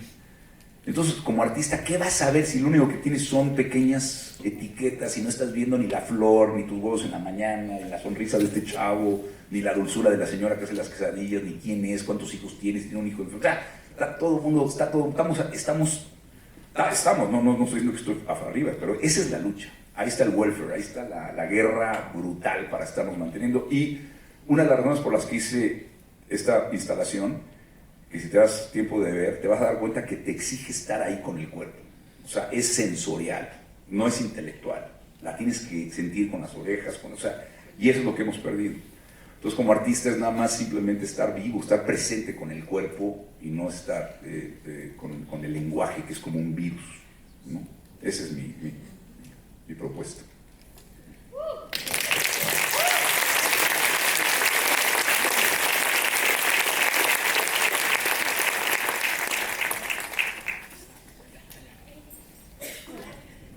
Me gustaría preguntar si hay algún elemento que sí tratas como de recrear o de traer en cada uno de tus proyectos.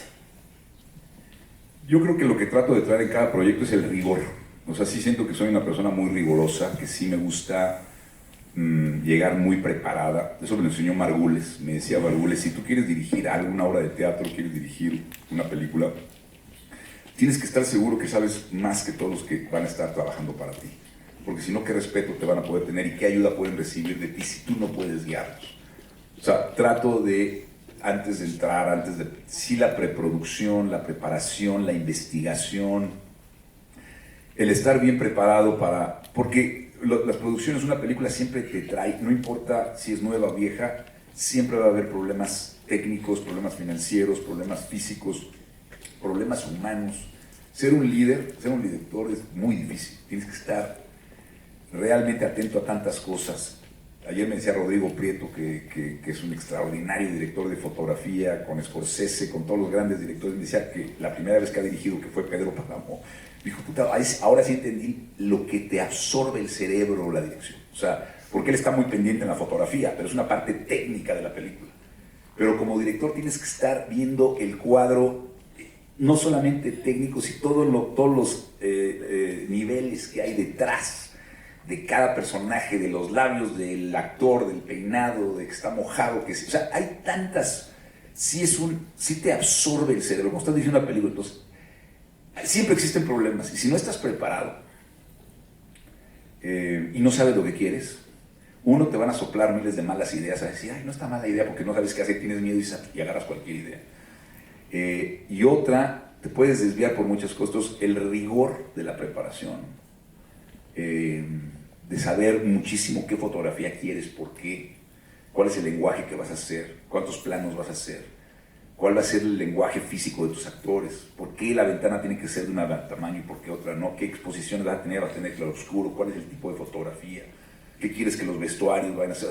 Todas esas preguntas creo que muchas veces no se hacen, se toman y creo que la arquitectura, si vas a construir sets, ¿no? Saber de arquitectura, de construcción, de música también. O sea, pero quiero decir, el rigor de llegar muy preparado antes de empezar, eso sí siempre me lo llevo a cada proyecto. Y ahí sí te invitaría a hacerlo, porque te va a dar mucha paz, te va a dar un suelo. A ver, vas a tener problemas, no importa qué preparada estés, vas a tener broncas. Pero cuando estás preparada, esas broncas las vas a poder resolver mucho más fácil. Bueno, primero que nada quiero felicitarte por la instalación. El día de hoy tuve la oportunidad de ir, una instalación bellísima, y hasta hace poco pude volver a Amores Perros y quisiera preguntarte, ¿cómo te enfrentas a la hoja en blanco? ¿Cómo te enfrentas a escribir a los personajes, escribir la escena? ¿Cómo vas a rodarse la historia? Y es un miedo que para mí es muy constante, porque cuando yo quiero escribir una historia, ese miedo que tengo yo de no saber cómo empezar, ¿cómo inicias tú la historia para después trasladarla a la pantalla grande? Creo que el miedo, siempre he dicho yo que es esencial. O sea, hacer una película sin miedo siempre digo que es banal. Hacer una película con mucho miedo también es banalidad. Creo que el miedo es un aliado, porque el miedo es un gran motivador. El miedo es un gran maestro que te está diciendo por aquí o por acá. Simplemente te está alertando, ¿no? Sin miedo no hay obra, o sea, no estarías haciendo nada. Cuando estás dormido y estás comiendo los chilaquiles, pues no tienes miedo, pero no hay creación.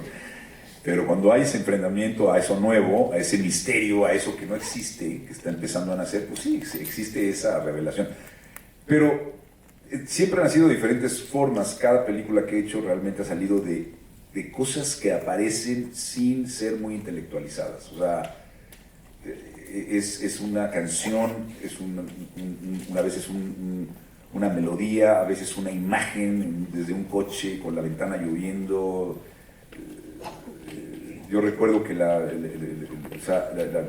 personaje de Rinko, la japonesa, fue una sordomuda que yo de hecho vi en Japón, que me conmovió muchísimo con su mamá. O sea, puede ser una imagen, puede ser la génesis de una película siempre es súper misteriosa, y te digo, puede ser un pedazo de algo, una línea de un amigo en una borrachera que dice algo que es qué buena idea, o un concepto que después partes sobre una premisa que dices, ¿qué pasaría? ¿Cómo puedo contar una historia acerca del ego, por ejemplo, ¿no? Que esa fue una premisa de Bergman. A ver, ¿quién encarna mejor o estereotípicamente el ego? ¿No? Pues un actor, un político, Y empezar a poner piezas y prueba y error, y no tener miedo a fallar, cabrón. O sea, yo lo que te podría decir es, cuando tienes miedo a fallar, ese miedo es parálisis, es banal, es tu ego que te está diciendo quién eres tú para fallar. Yo te diría, entre más falles, en ese sentido, sin miedo, te vas a dar cuenta que el miedo es el mejor aliado que te está motivando a ir todavía más profundamente. Entonces no hay una receta, pero la página en blanco es una delicia también, porque tienes todas las posibilidades enfrente de ti, ¿no? Y eso aprovechalo, más bien juega con ese papel blanco. Muchas gracias.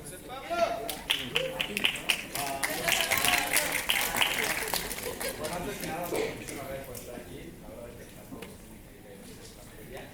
Nada más quería preguntarte si hubo alguna película específicamente de tu infancia que te haya marcado, ya sea por un tema de guión, por un tema de personajes, cuando todavía no entendías como tal lo que era el cine, pero dijeras, esto me quiero atrapar en alguna película o algún par de películas que te hayan marcado.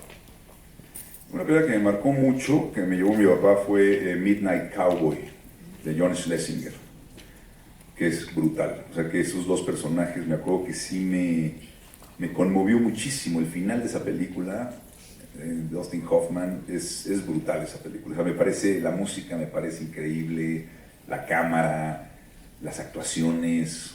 Hace mucho no la veo, por cierto, pero la he visto varias veces, pero fue una película que la vi muy joven y me impactó. Y otra que me impactó mucho, por ejemplo, fue, es que hay muchas, pero otra fue Jesucristo Superestrella.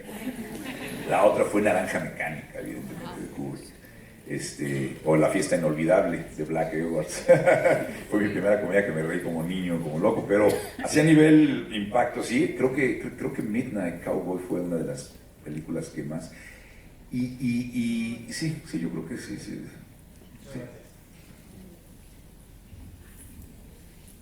Hola Alejandro, felicidades por tu trayectoria. Yo trabajé en Walmart, nos tocó construir tus primeros comerciales. Somos más o menos de la generación, pero mi pregunta sería, ¿qué opinas de la actualidad del cine mexicano y de su futuro?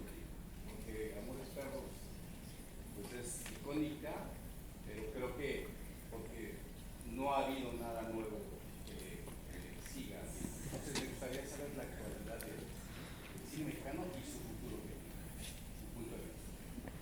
Pues mira, yo creo que es muy complejo. Yo creo que hay grandes cineastas que han trascendido mundialmente y han hecho películas increíbles. Digo, para empezar por el clásico trío y mis amigos Guillermo y Alfonso, y una gran cantidad de cineastas y documentalistas que me parece que hacen un trabajo maravilloso. O sea, yo creo que el cine mexicano, digo, tú sabes mucho más que esto, mi queridísima Daniela, creo que está parado ahorita en una posición, creo que el cine mexicano hoy en día está dentro del diálogo, de la conversación, de la comunidad global de cine del mundo, y grandes directores, hombres, mujeres, ficción, documental, están considerados ahorita como primordiales en el diálogo del mundo, ¿no? No sé cómo. Yo creo que hay una muy buena fuerza cinematográfica. ¿Tú qué opinas?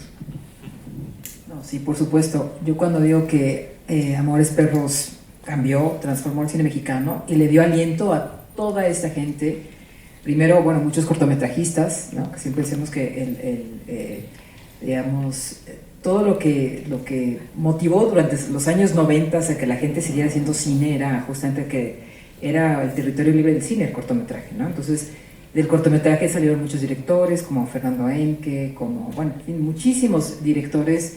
Actualmente goza de muy buena salud el cine mexicano. Yo te puedo decir que recibimos cerca de 1000 trabajos que se inscriben cada año en Morelia. Y la verdad es sorprendente la calidad de corto, documental, de largo, de ficción. Yo creo que goza de una excelente salud y efectivamente yo también creo que el cine mexicano pues comparte una narrativa, un espacio muy importante en la cinematografía internacional. Y hay gente, o sea, digo, realmente la película de Lila Álvarez, Tótem, o las películas de Tatiana Hueso, bueno, Carlos Regadas, o sea, es decir, hay mucha gente haciendo cosas hermosísimas. Entonces yo creo que tiene muy buen futuro. Siempre es difícil, yo siempre digo que hacer una buena película es dificilísimo y hacer una gran película es un milagro. Entonces, pues, que Dios nos bendiga.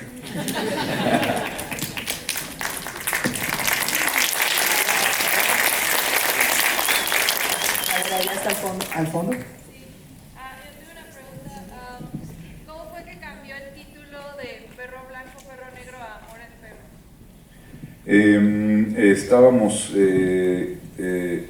Primero se llamaba Amor y Rabia. Si vas a ver la instalación te vas a dar cuenta que todas las pizarras decía Amor y Rabia. Ese era el título original. Luego a Guillermo se le ocurrió llamarlo Perro Negro, Perro Blanco, porque un día íbamos caminando en el parque y se apareció y se apearon ahí un perro negro y un perro blanco y dijimos perro negro, perro blanco. Y como 2 semanas después, Emil Kusturica, el director Kusturica, sacó una película que se llamaba Gato Negro, Gato Blanco y nos jodió el título. Y a lo largo de toda la filmación se quedó como Amor y Rabia. Y ya cuando yo estaba editando la película, se me ocurrió Amores Perros. Y mi esposa, me acuerdo que me bendijo. Amores Perros, tú fuiste Maela, de la que me dijiste que sí.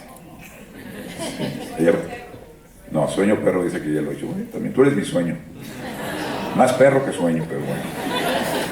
No, sí, fue posterior. ¿Quién más? Yo deseo preguntarte cómo es qué gestión de métodos utilizas a la hora de dirigir para poder ir construyendo tu obra y no justo volverte solo un espectador, sino estar todo el tiempo presente. Pues es que es bien interesante porque tienes que ser espectador y tienes que ser partícipe y tienes que tener como esa posibilidad de estar objetivo y subjetivo constantemente. La autocrítica, el estar absorbiendo y atento a la realidad que está sucediendo para tomar ventaja de eso, improvisando, pero al mismo tiempo el rigor de la preparación total, con precisión.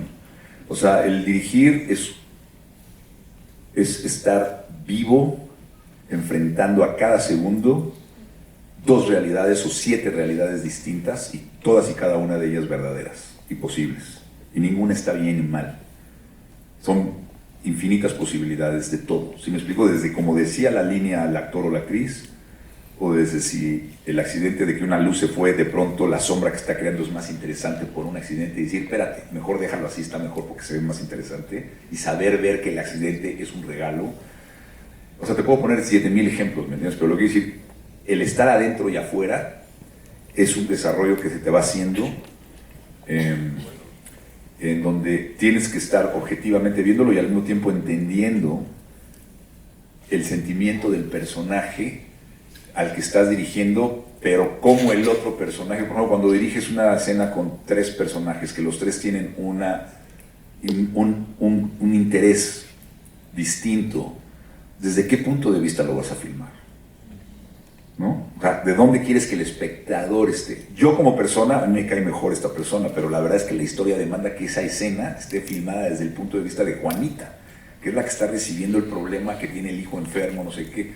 No, pero el otro güey tiene un interés que el hijo le robó a esta persona, aunque su hijo esté enfermo, su hijo se violó a no sé qué. Entonces, no, yo quiero mejor estar comprometido con esta persona. Sí, son las preguntas infinitas de estar dentro de los personajes, fuera de los personajes, y luego preguntarte, bueno, ¿y el auditorio cómo lo va a recibir, cabrón?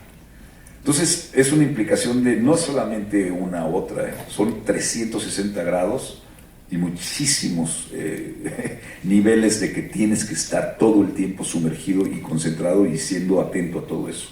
Por eso tu cerebro está, cuando diriges una película, te absorbe, te conviertes en un como pequeño monstruito adentro de una realidad que estás generando todo el tiempo y no puedes perder atención. Entonces eso es lo que yo he experienciado, no sé lo que dice Tarkovsky, pero eso es lo que yo te puedo decir. Bueno, tenemos una última pregunta. ¿Cómo?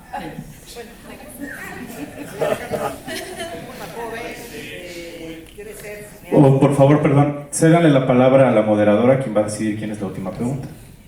Gracias. Como el gran director que eres, has dirigido también grandísimos actores, pero no vemos en ti, como en otros directores, que haya una repetición de algún actor en tus obras, a excepción de Adriana Barraza y Gael, tal vez en Amores Perros y Babel. ¿Eso parte de una necesidad de cambiar de actores o es simplemente la forma en la que concibes a cada personaje y no ha habido necesidad de repetir, por así decirlo? Sí, la verdad es que creo que cada película te implica o te demanda ciertos personajes que no puedes necesariamente, digo, si se da, como en el caso de Gael o Adriana, como tú lo mencionas, encantado. A mí me encanta volver a trabajar con actores porque pues, es una delicia, son amigos, son colaboradores. No se ha dado porque las películas que he dirigido me han demandado siempre una persona con la que nunca había trabajado, o sea, por razones físicas, por razones de edad, por razones de técnica, ¿no? O sea, entonces siento que el casting es para mí uno de los más importantes momentos de un director. O sea, creo que por mejor que sea el guión y por mejor que sea tu equipo y por mejor que seas tú como director, si te equivocas en el casting, no hay forma de salvar una película. Y yo siempre digo que una mala actuación en una película no es culpa del actor, es culpa del director. Porque si tú casteas mal a un personaje, esa persona puede técnicamente dar lo que sea, pero si no está transmitiendo lo que la esencia de ese personaje necesitaba, no hay artífice que logre eso. O sea, se ve la técnica, pero entonces yo creo que sí es muy importante que cuando eliges a tu actor represente algo intrínsecamente a lo que tú crees que ese personaje debe decir, y si te equivocas, se la codicia. Entonces, trato de ser muy riguroso en eso, y no, desafortunadamente, no me ha tocado que me ha exigido el mismo director, porque he trabajado, la verdad es que tengo la fortuna de que todos los actores o actrices que he trabajado tengo una gran amistad y cariño de mutua confianza, y me encantaría trabajar otra vez con todos y cada uno de ellos, lo que pasa es que no se da, pero en cuanto se dé lo voy a hacer. Bueno, pues yo nada más quiero agradecerles muchísimo, agradecerle a Alejandro esta magnífica plática y recordarles además los detalles de la exposición porque no se lo pueden perder y además decirles que no pueden perderse tampoco Amores Perros en la pantalla grande. Eso es algo que quiero invitarlos. Hay un gran esfuerzo ahora de poder regresar a Amores Perros en las pantallas grandes. Un esfuerzo que hicimos Rodrigo y yo, un nuevo 4K, un DCP, con una nueva corrección de color, digo, muy fiel a lo que era la 35 milímetros, rescatamos este negativo, hay una nueva remezcla que hice con Martín Hernández, entonces la calidad que van a ver en el cine va a ser increíble. Hay una copia en 35 milímetros, creo que la van a presentar aquí, entonces si pueden invitar a la gente y que puedan asistir, porque yo creo que hay mucha gente joven que solamente vio la película en las pantallas digitales. Y creo que ver la película en una pantalla grande es un agasajo, porque sí es un mosaico hermoso, ver ahí el trabajo de Brigitte y de Rodrigo y de todos. Creo que verlo en la pantalla grande es un agasajo. A lo mejor muchos de ustedes nunca la vieron en la pantalla grande, así que los invito a que la experiencien. Esa palabra se me complica, pero sí, ¿verdad? Sí existe experiencing. En fin, eso ya saben lo que estoy diciendo. Pero ojalá que sí se atrevan a ir y yo estoy muy contento. Qué bonita plática, les agradezco muchísimo su tiempo y muchas gracias. Gracias,